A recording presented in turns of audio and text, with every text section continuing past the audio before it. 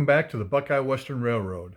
It's not exactly the great at this point, so we'll just go with Buckeye Western Railroad, but I'm working on it. This will be Phase 2 construction video number 2 and episode 4 of my layout. If you remember right, episode 1 is basically a 60-foot dog bone that allows me to run trains independently as I work on the rest of the layout. Phase 2 has to do with moving coal from the coal mine down to the yard and out to the main line. So this is for Phase 2, and Phase 2 is easily identifiable because as of right now, it is all white.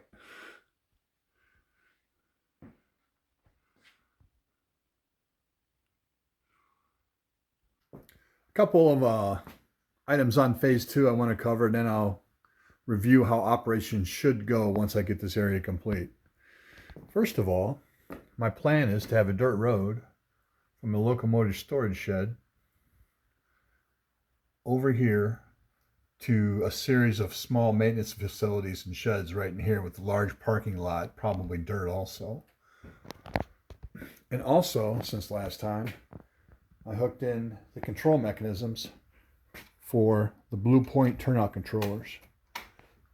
So I like how these work. They're mechanical in nature. And they are, for the most part, set up and ready to go, except for how they'll be mounted on the fascia. That's a work in progress. I got a lot more turnouts to go. The Blue Points are in. I'm working on the control mechanisms.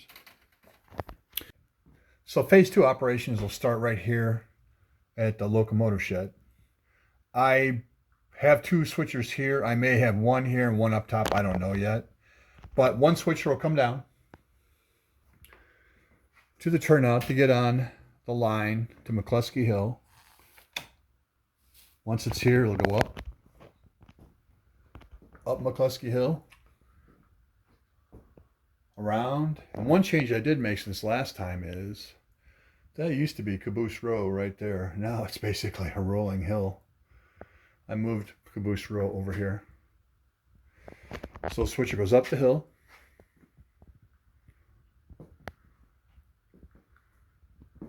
past the rock face, hopefully, across the river, into the coal mining area. And how this will be laid out: empty hoppers are kept on this line. Full hoppers are kept over here for the time, and they can be loaded. So the idea is to get hoppers loaded over here to be taken down, and then empty hoppers can be moved over once these hoppers are moved out. One area of interest is a second coal mine. So you don't really need 2 coal mines on a layout, but that's the exact same unit that my father had on his layout in the late 60s, early 70s. I actually saw it.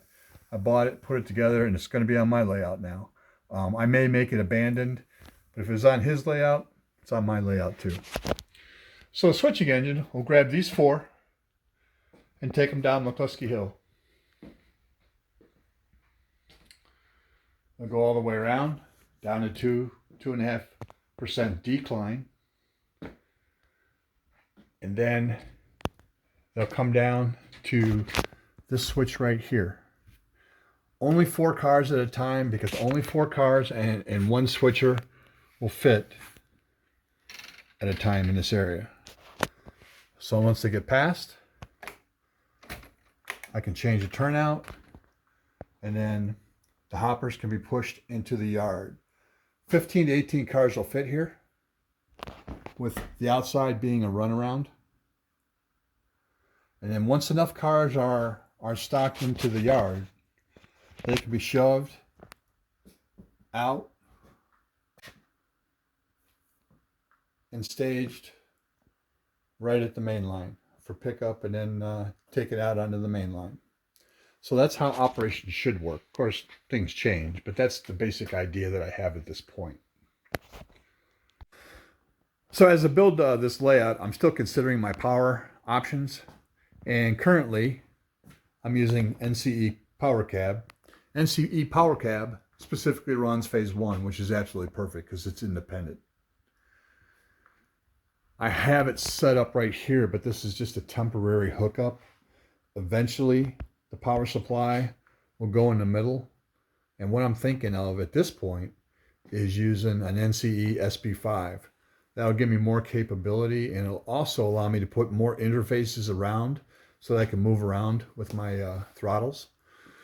That's just the way I'm thinking at this point, because not only do I plan on having all this area done, I will add on all the way around too. So at this point, I'm thinking SB5, unless somebody has a better idea. That's kind of where I'm leaning at this point.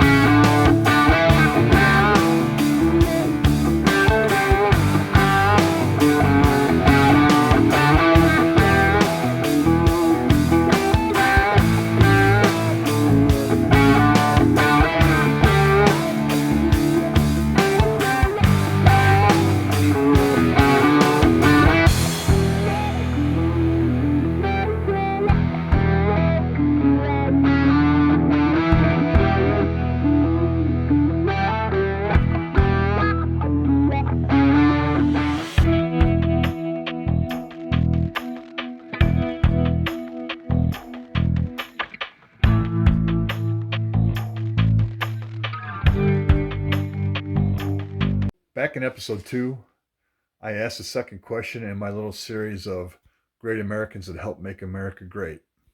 That question was the name of this incline. I named this incline McClusky Hill that goes up to the coal mine. The question was, what is the significance of the name C. McClusky?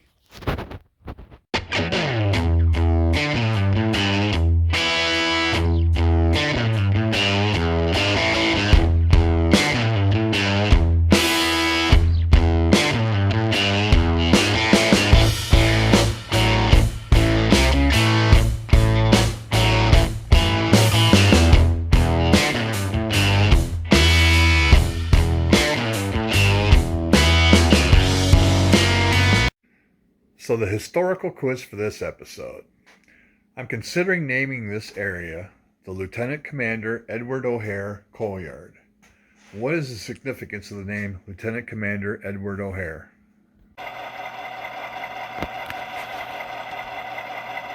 So that's it for this episode. Before I go, I'd like to send a quick shout out to Ron Marsh of Ron's Trains and Things. Whenever I have a technical question or a problem I need to research, I go to Ron's YouTube channel and I can always find the answer. Thank you, Ron. Thank you for watching. We'll see you next time.